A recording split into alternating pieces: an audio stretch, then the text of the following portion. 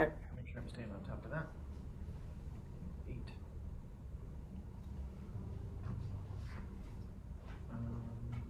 Okay, how are the scales going?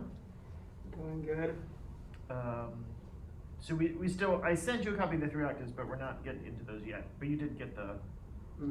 I think I might can do G 3 octaves. Yeah. I could try it. Have you been working on it, or? We'll try a little bit. Yeah. Okay. Well, let's try some 2 octaves first in 8th notes. You want me to turn on a metronome, or? Yes. Got the clave going.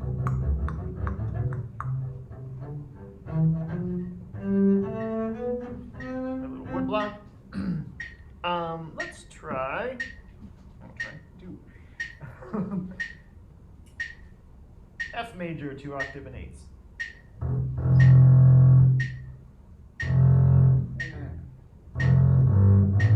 Right, can you do the 2 slurred? So down.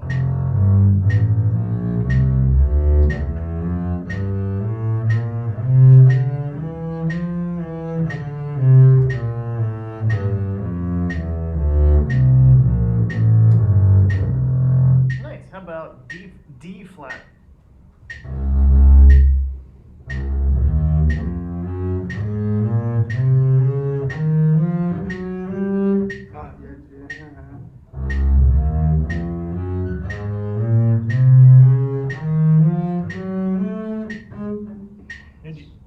Is your thumb going to go on the G flat or the A flat? I threw you a hard ball in seconds. Yeah. Wait. So which is it? I was used to.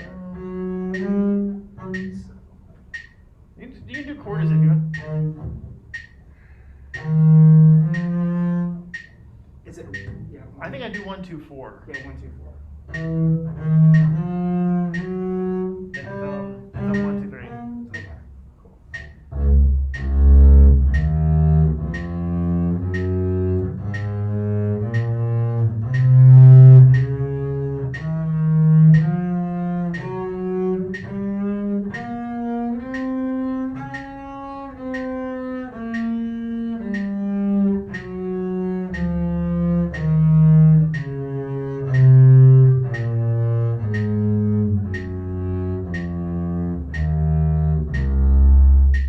That'll just be one to check in on again.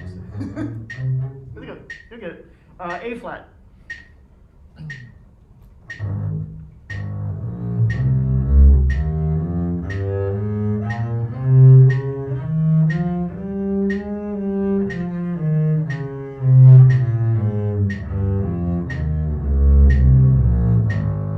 How about D major?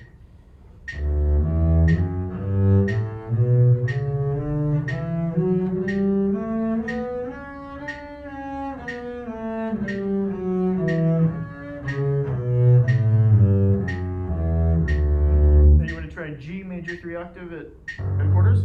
Sure.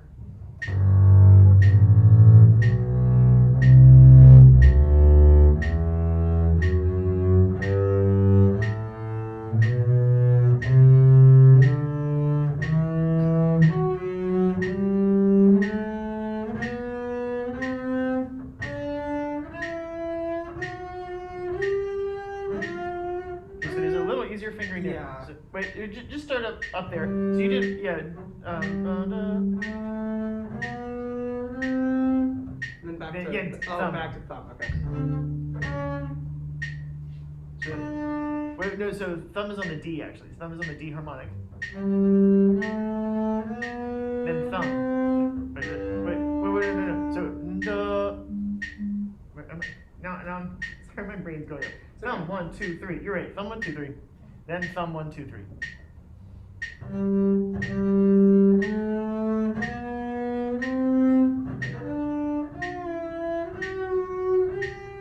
you can use the harmonic for that top G too if you want.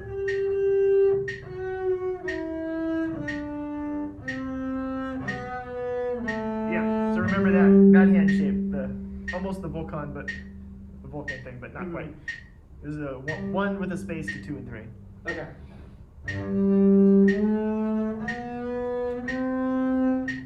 Yeah, a little higher, a little higher, a little higher.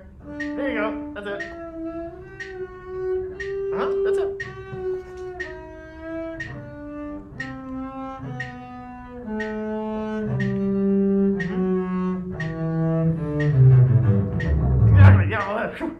Got it. All right.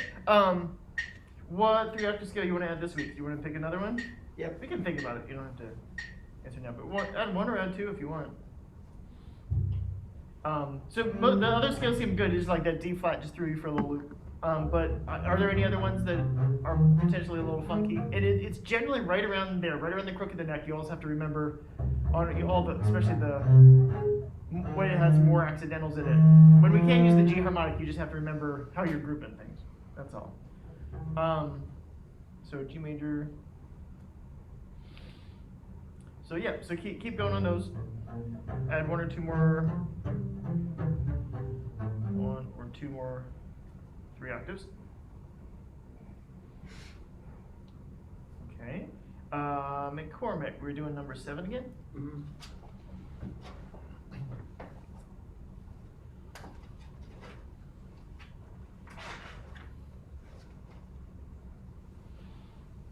A random thing while I'm remembering. Are you free on Wednesdays at 4? Or do you have class then? 4 or 6? Wednesday at... No. Oh, okay. Yeah, no. All right, too bad. There's a piano masterclass with a really incredible pianist who's playing with us at the symphony this week, but he's going to do a masterclass here in Smith at 4 o'clock. But if you're not available, then you're not. I was just telling people, because often people see other instruments and like, oh, that doesn't affect me. But basically, if you have the chance to see a masterclass, any instrument or voice with a great teacher or a great person, just go, because you're going to get so many different angles about music that you can. But if you can't go, you can't go. All right, number 7. We're just trying to get full bow and smooth changes, right? You want me to set the metronome? Yeah, please.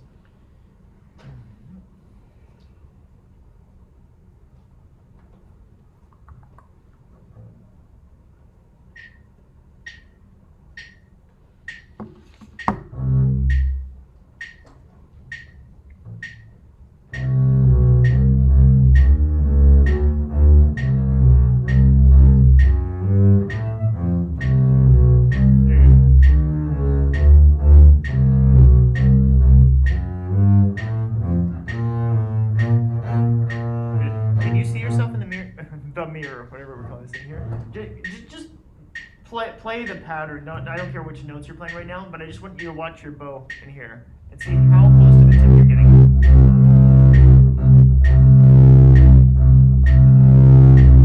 Just try it, watch it in here for a second, because it's actually a different feel than looking down.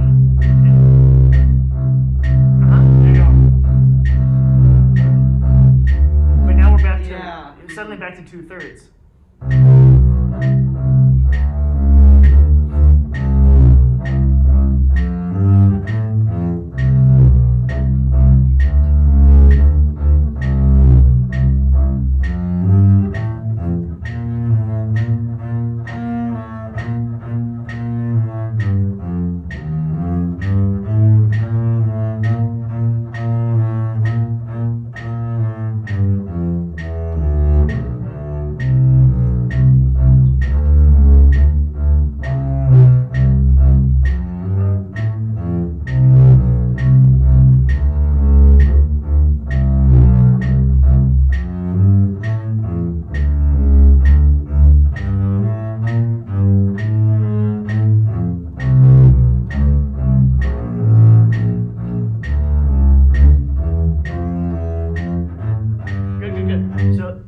So the one other element we want to add, though, is going to be super smooth when you're doing those 8 notes at the tip of the frog, especially if it's got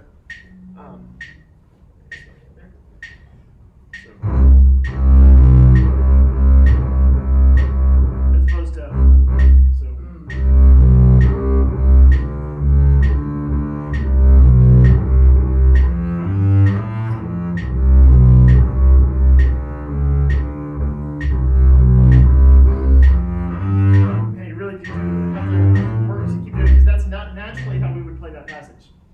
it's just pushing your limits. Keep going from around where I stopped you and see if you can keep it super legato.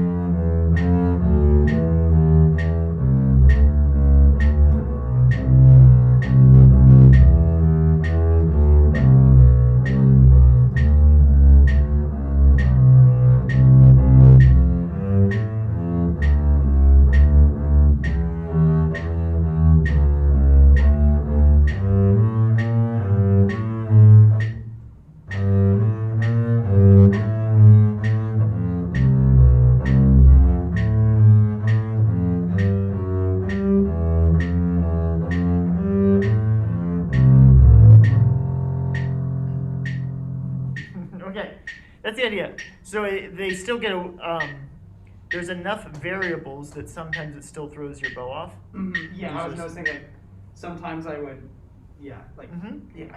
And then the other thing sometimes was happening when you got out to the upper half, you would use a lot of bow for the eighth notes, so it would bring you pretty far back. But when you're at the frog, you're using a pretty nice compact bow for those eighth notes. So I think da da da da, keeping it a little more compact, especially up the upper half.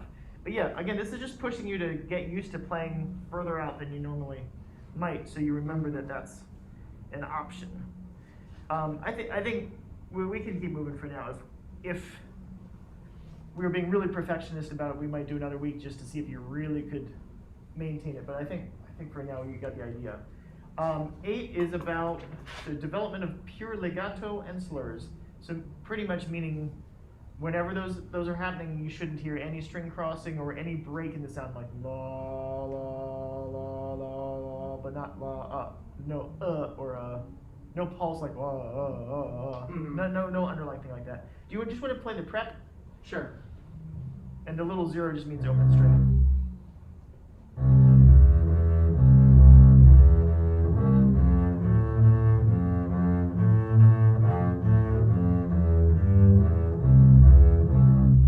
Try the prep 2.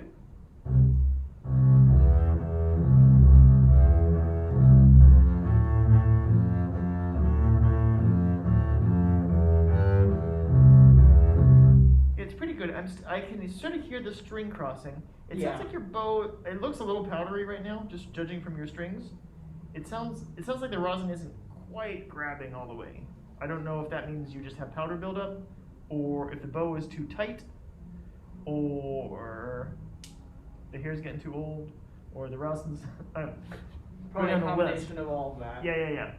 Try it one more time, prep 2, and just see if you can make it absolutely no glitch, or any sort of stop as you go ba-da-dum.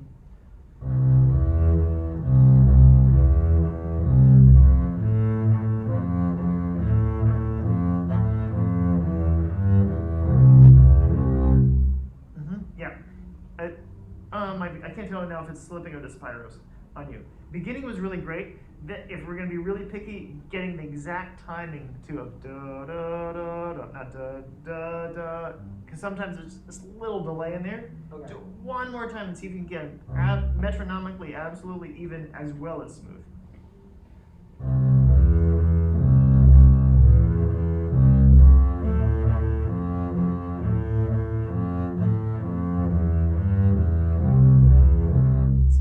G string is fighting you a little bit because every time you went E G, like it just didn't. I could hear you going for it, but the G was the G sluggish. string always. So then if you're being really nitpicky, then you have to start compensating for that. If the G string just won't speak right away, you have to roll your weight a little more, or but not that much, yeah. Or maybe just go a hair earlier. Duh. That's it. Just try it even. Just E to G, just a couple times. G, G, G.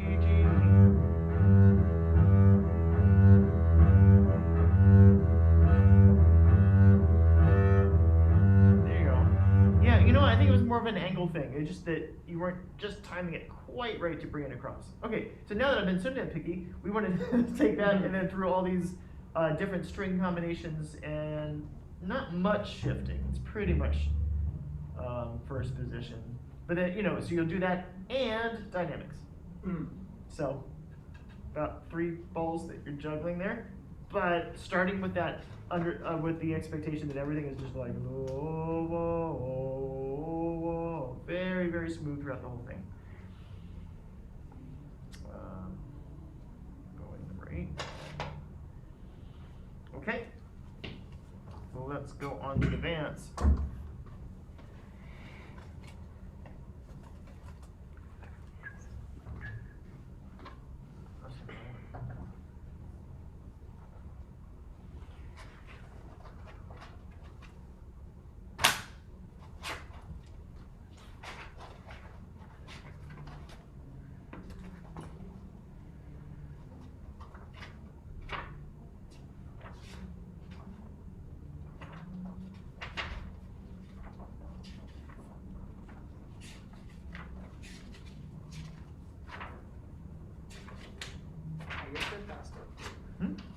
page 13. 13. Okay.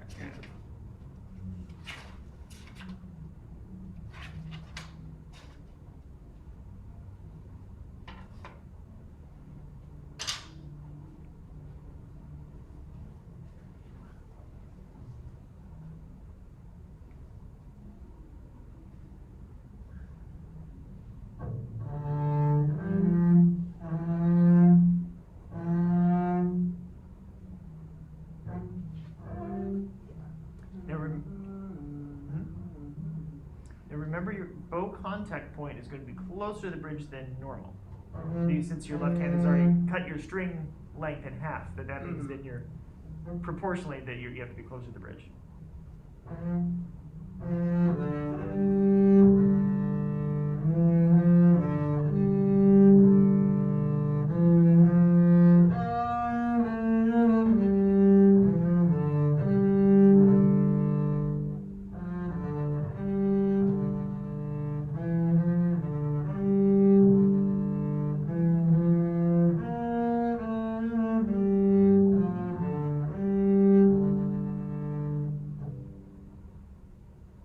Third position. Oh, sorry.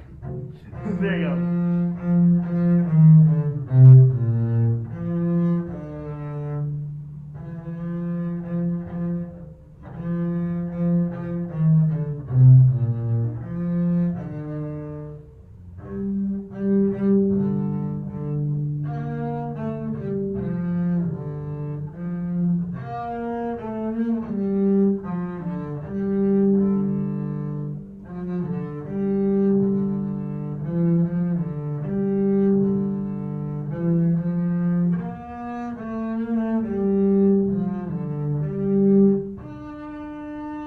And remember, that's a harmonic there. You don't have to press it. Yeah, makes your life easier. You don't have to worry too much about that one.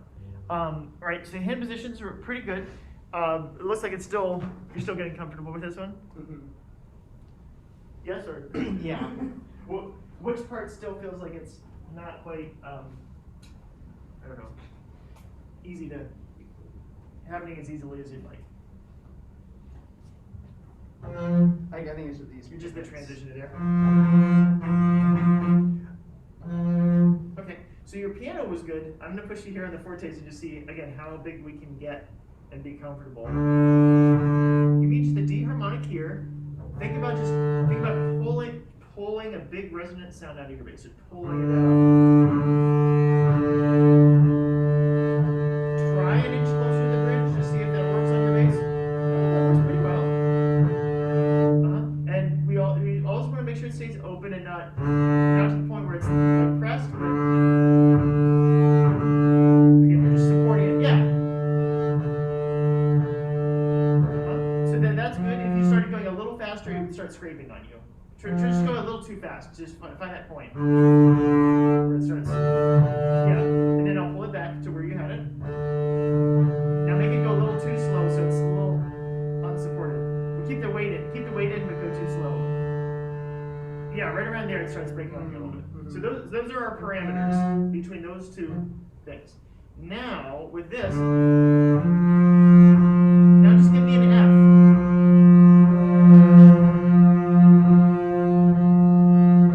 With the weight in your left hand, can you think about going a little more, not diagonal, because I know we sort of approach it diagonally, but think about your weight going absolutely through the fingerboard. Yeah. Does that feel any different? Yeah. See, suddenly your sound came into focus a little more.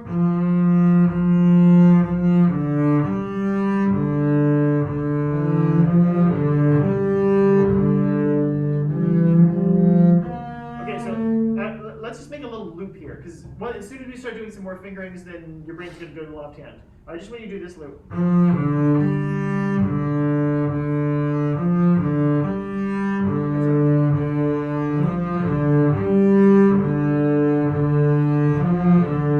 Keep going. Still support the sound a little more, a little broader, a little scraping on you a little bit, so pull it back.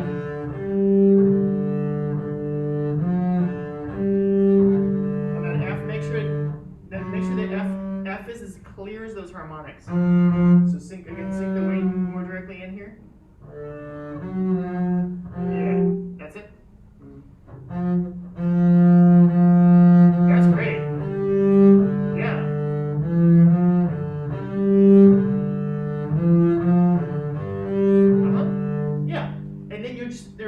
those notes might need a slightly different thing with the right hand, whether it's more weight, speed, something. So I'm gonna play the first few. A few times you flip your bow on some of these bowings, so just make sure it's.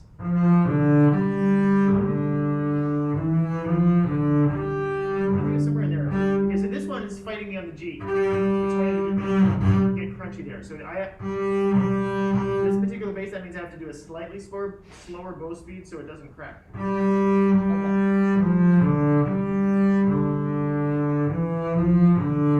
I made up by using a little more weight.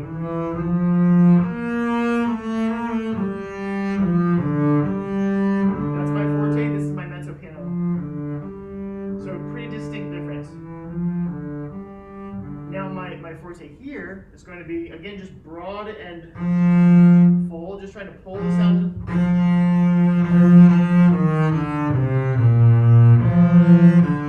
You do it.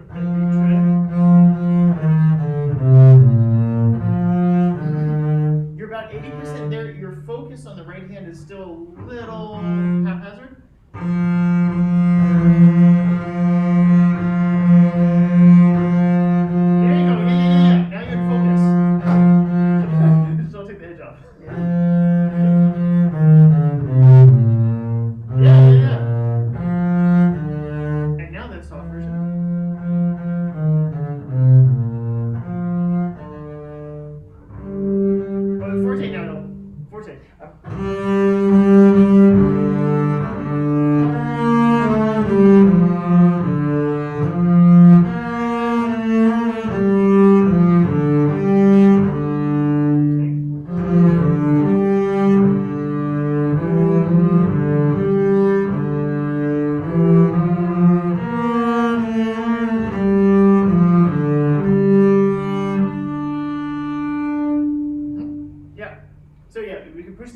Wider, but keeping the focus is part of that. Did you get to look at, we talked about the other pieces, I didn't take good enough notes. Did you try any of the other ones yet? Yeah, Old French Song. Old French Song, okay. I knew we'd said something, but I didn't write it down.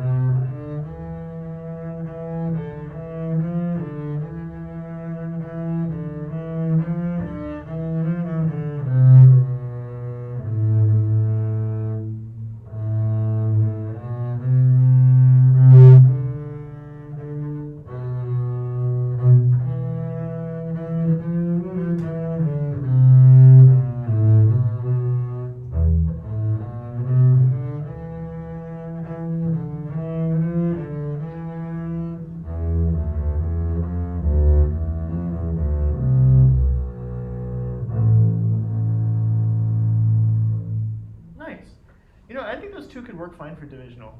The Both two of those? Yeah. Okay. I think that would just be a good pairing. That'll give you some time to just get a little more comfortable with them. I mean, because I've already worked on both of those, so that would be nice. So let's do those. Did you figure out something with a pianist yet, or? I'm still figuring that out. Okay. Do you let me know if you need me to put you in touch with anybody, or if you have your own connections here. Sometimes there's some piano students who are up for it. Do you know Tina Chong? I know of her. Okay, I don't know if you ever run into her. I know sometimes she has some students who are willing to do some stuff. Sometimes she coordinates it, but that's often more like when there's an official like studio pianist, and we don't do enough stuff to have our own studio pianist. I'll ask around for the next few days, and Yeah. if I don't have any luck, I'll email you Okay. and be like, hey, I need help. Yeah. Good. Thank you very much. Yeah.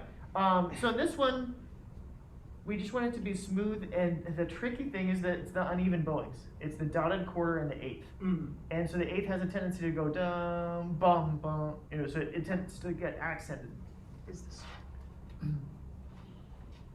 So every time that happens, so basically it's just keeping the dotted quarters a little more compact, and then floating the eighth. Ya, da, da, da, da. This is the second half. Which measure is that? The one that says the C. It's just right 2 measures after the second ending.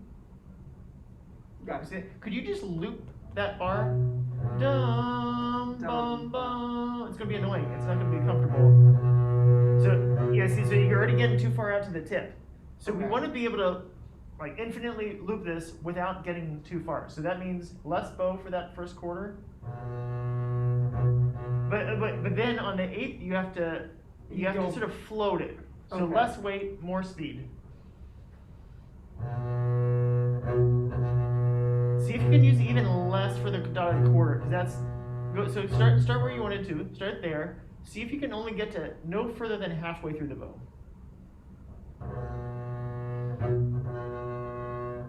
But right now you're sort of doing an accent and a carry as opposed to a float. Do you know what I mean? So you're going cut and then you're almost taking it off. I want to see if you can do the whole length of that 8th note with the same weight and same speed. That's the idea.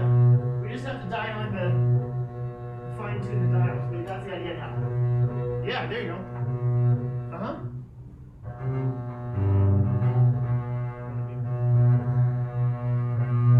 So watch me for a second. It's pretty close. I'm right in the middle of the stand there. I was just trying to get it so you can see it.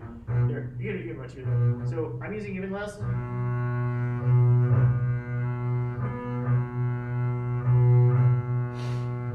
It's hard because it doesn't, it's hard to get it perfect, but that's the idea.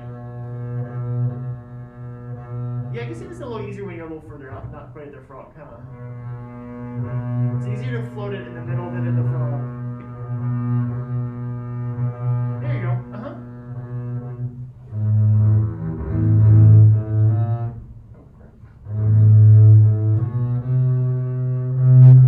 Yeah, that was nice.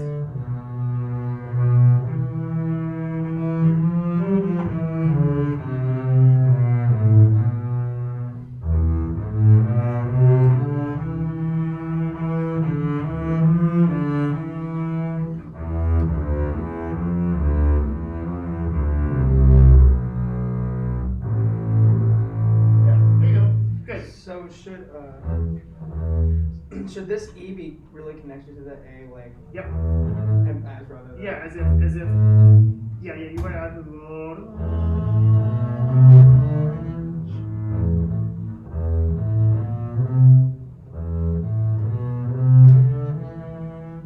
Okay, cool. Yep. So the whole thing really singing. So that all being said, let's look at one of the other. So you'll mainly focus on this, but let's flip back to the Paganini. I think it's 2 pages back, the Molto Perpetuo. I don't want to miss out on that one. Yeah. So this will be sort of like your etude for the week, but pretty connected.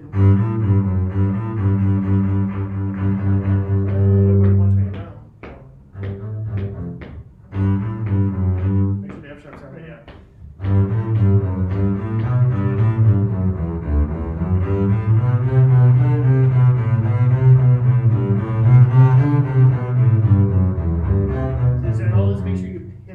That's part of the exercise here, is making sure the pivots happen, as opposed to, yeah, I sort of thumb back here. So then, yeah. But you have to make sure you go high enough for that, and then low enough for the A. See, that A wants to be high. Yeah. That's sort of uncomfortable, that reach there, but you have to think of it as sort of passing. Okay. You're just reaching for a second, throwing your weight back. Just do it in 8ths this week, then we'll see about the 16ths. 16ths are a pain, especially on Spire chords, because it wants to go. Yeah. We're gonna come back. That'll be fine, but it's fine. There's a certain point where those strings just are really fighting you, and it's hard to get much volume, but it's a mezzo forte thing. So work on page 15 as your sort of etude for the week. All that. Any questions in the orchestra? Staff or Mura, the Martine piece? Yeah, I'll get it out. I'm sure there's. Yeah, there's that really fun rhythm on Blue Cathedral. That's really fun.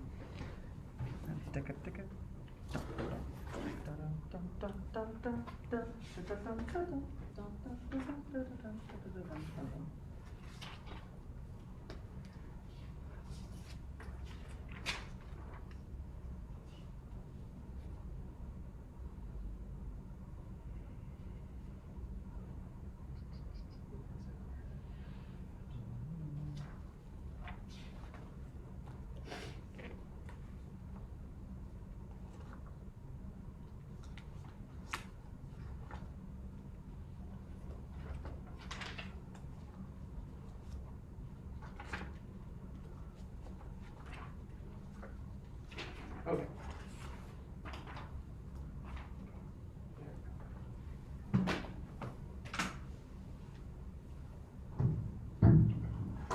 This like that.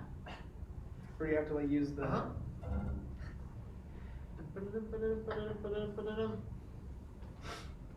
I guess my main Have you had question any is success so far, or is it? a little kinda. I just how do you hold the bow like that? That's a good question that I will have to figure out because with French it's different. Okay. That's usually how my German bow friend colleagues do it. Just flip it over top. Okay. There's just not enough time. Wait, so how do you hold it for pits? You have it down here. Man, that's actually tough. Huh. How would I do that? You know, I actually I'm gonna have to ask a friend about that. Because this is how it looks on French bow. Okay. Can you hold the German bow like that just for a few pits? So upward? Yeah. Can you do that? Oh, you're. Well, actually, the ferrule's pointing up, but like you have it, but that way. Yeah, like that. So if you could, where do the pits start here? Oh, is there anything besides? So even Right here, here. you have time. Yeah, there. So flip it up that way, which is not how you usually would do it, but. And now go like this. Is that easier? Yeah. You just have to find that harmonics, right? Over the D. There you go. And do it further out. Do it about out this far. No, further out towards the tip. Wait, you're not in the harmonica. There you go. Now you're gonna go. Yeah. That's it. But now do it a little further out. Another.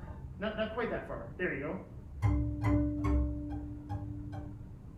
Drop the weight more. Oh, okay. That's not great either. Oh, you know the other thing? Instead of here, I'm on the side. So again, the ferrule pointing up. Yeah, and more on the side of the bow, as if the side of the hair is touching too. There you go. Now go up to the middle of the bow. Try that.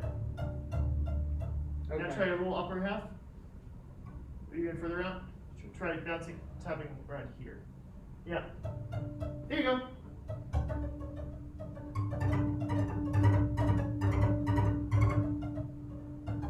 Yeah, there it is. So the bounce is this high, and then depending how many bounces you want, you add a little more weight. Yeah. Oh, that's so cool. So it's a bounce, and then you add a little more weight depending on how many you need. There you go. That's the move. That's so cool. Yeah. Nice. Yeah. So in this case, I would flip it up French bow style. Cool. And like with eye hole, no one really taught me this. I kind of just figured how I would do it. Yeah. No, and usually for German bow, that's how you do it. You have a downward. Yeah. Some version of that. Some people will actually just wrap their fingers open around instead of having something in there. Just open around. Yeah. Like that. Yeah. Yeah, like that. Yeah, you use your thumb and anchor in there. Yeah, exactly. That's pretty standard. But in this case, you need to have the bow there and there. So you can even take the, it's a French piece, so you can, well, he's not quite French, but yeah. All right, cool. Gotta switch over for Elion so you can pack up. Thank you so much. Yeah. There. And then, just make sure I got this down. Yeah. So, turn this off. I'm just gonna air it out.